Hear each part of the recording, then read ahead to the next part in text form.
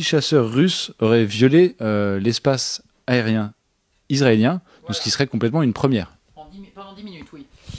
Alors, en effet, ce serait complètement une première, enfin, ce serait complètement une première dans ce sens-là, on va dire. C'est-à-dire que, en effet, les Russes soutiennent, et moi j'ai plusieurs sources perso, concordantes dans ce sens. Donc, il y a eu pendant 10 minutes, les avions, 6 avions russes ont survolé, donc ont violé l'espace territorial israélien. Inutile de vous dire que les Israéliens n'ont pas filmé ça, puisque l'ambiance est un petit peu tendue actuellement. Donc, en termes d'images, il ne faut pas trop espérer avoir quelque chose. On aura peut-être des images libanaises, puisqu'il est possible que ces avions, qui sont des avions de parade, semble-t-il, mais même ça, c'est pas sûr. Les photos qu'on a ne sont pas sûres. Moi, ce que j'ai, ce sont des témoignages oraux.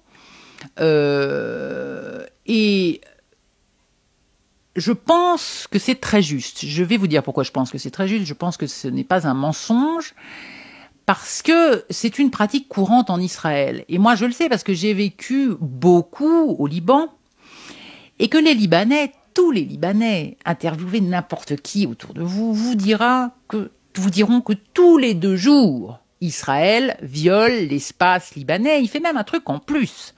L'aviation israélienne non seulement viole l'espace aérien libanais, mais généralement s'arrange pour passer le mur du son exactement au-dessus de Beyrouth, histoire que ça fasse un big bang et que ça terrorise absolument tous les habitants du Liban.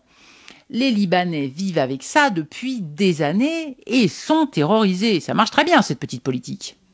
Donc c'est un truc israélien connu. Je vous dis, n'importe quel Israélien le sait, n'importe quel Libanais le sait. On n'en parle pas en France, on n'en a jamais parlé en France. On a commencé à voir un petit peu dans Liban News, parce que pour les Libanais, c'était tellement genre l'habitude qu'ils n'ont pas imaginé qu'il y avait une omerta sur le fait que leur espace aérien était violé tous les 2 jours depuis presque 15 ans. Et puis ils ont vécu tellement de choses graves que ça leur peut paraître peut-être moins grave que d'autres choses qu'ils ont vécues, ce viol, alors qu'au regard du droit international, c'est très très grave. Mais voilà, c'est ça, exactement. Vous avez absolument raison de souligner ça. Parce qu'il y avait des fois, ils se contentaient de violer l'espace libanais. Mon Dieu, le viol de l'espace libanais n'est pas le viol d'une femme. Mais il y avait des fois aussi, ils en profitaient pour bombarder de petites centrales électriques. Alors évidemment, dans les news, on parlait des centrales électriques.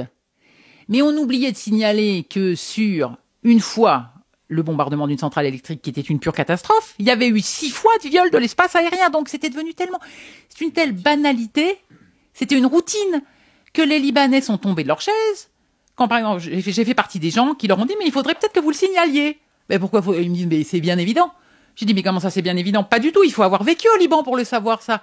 Parce que là encore, un viol d'espace aérien. Allez avoir des images d'un viol de l'espace aérien. Alors, vous voyez le ciel, vous voyez un point qui passe et on vous annonce qu'il est israélien.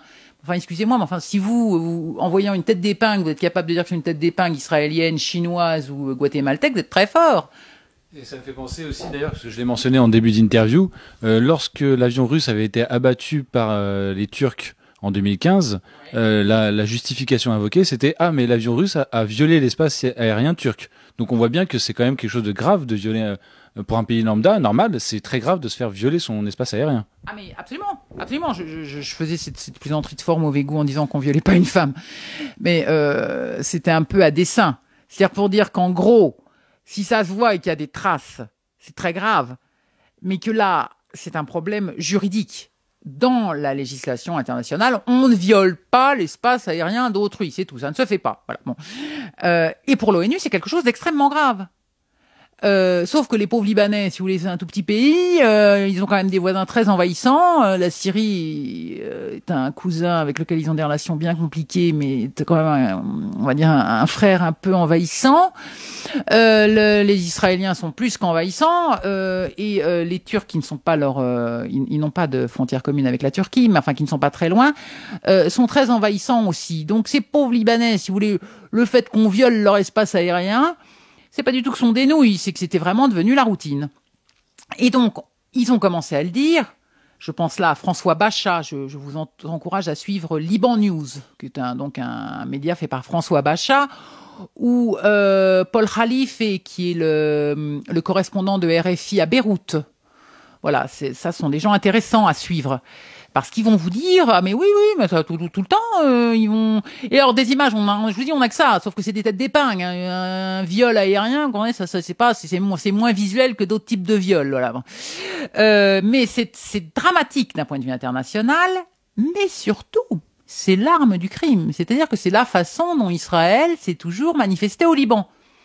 Donc que les Russes, dont je trouve que leur esprit stratégique est très brillant ces derniers temps, et justement utilisaient la même méthode, c'est-à-dire pas vu, pas pris mon chéri, mais on va te violer un petit coup, tu vas voir comment ça fait.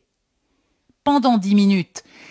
Et c'est sûr que quand un Russe viole l'espace aérien, vu que maintenant, si vous voulez, la puissance russe est redevenue un peu ce qu'elle était à l'époque de l'Union soviétique, donc maintenant, d'un point de vue militaire, c'est quand même la grande nouvelle de cette guerre en Russie, d'un point de vue militaire, de cette guerre en Syrie.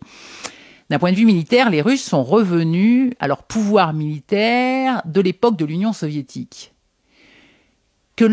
C'est la grande nouvelle, c'est le grand truc, puisqu'avant on pensait que là, depuis l'écroulement de l'armée soviétique, il y a vraiment eu de l'Union soviétique, excusez-moi, il y a vraiment une misère de l'armée russe qui faisait qu'on parlait toujours de ces pauvres militaires russes qui pouvaient même pas aller bouffer au restaurant à Saint-Pétersbourg.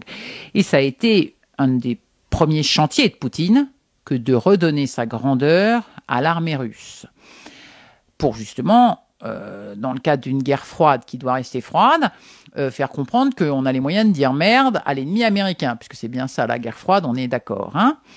Donc, si vous voulez, il redonne sa grandeur et il redonne sa stratégie. C'est-à-dire, attends mon lapin, là. Nous, on va faire ce que tu as fait. Et tu vas voir comment ça fait. Donc, même si le monde entier ne le voit pas, puisque quand Israël violait l'espace libanais, le monde ne le savait pas. Eh bien, les Russes ont fait la même chose en Israël, sauf que c'est sûr que quand c'est l'armée russe, ça fait pas tellement rire. Ils ont dû avoir un peu peur, les Israéliens. Et puis, c'est une façon de dire, on est ton ami jusqu'à certaines limites quand même. Là, il faudrait peut-être se calmer un peu. Alors, moi, si vous voulez qu'on me demande, ça me fait presque rire, qu'on me demande, mais qui valide cette information ? Parce que, je veux dire, c'est exactement qui valide les informations du viol de l'espace aérien libanais par les Israéliens. C'est les photos d'un malheureux gars qui va photographier des têtes d'épingle, c'est d'enregistrer des bangs, ou c'est des années et des années de harcèlement silencieux. Bon, ben là, les Russes ont fait la même arme. Je crois absolument tous les gens qui m'ont dit avoir vu passer les avions. Quand après, j'ai entendu des sources et russes, et syriennes, et libanaises, copines avec moi, soyons bien clairs, qui m'ont raconté la même histoire, qui m'ont donné le même nombre d'avions à chaque fois, je me suis dit, ouh, ça c'est malin. C'est très malin, parce que et c'est d'autant plus malin que nous, là, vous et moi, ça ne nous humilie pas particulièrement. Donc, il n'y a pas vraiment un très gros enjeu. Par contre, c'est très malin d'avoir fait savoir aux Israéliens que maintenant, c'était fini, cette petite guerre de titillage, là.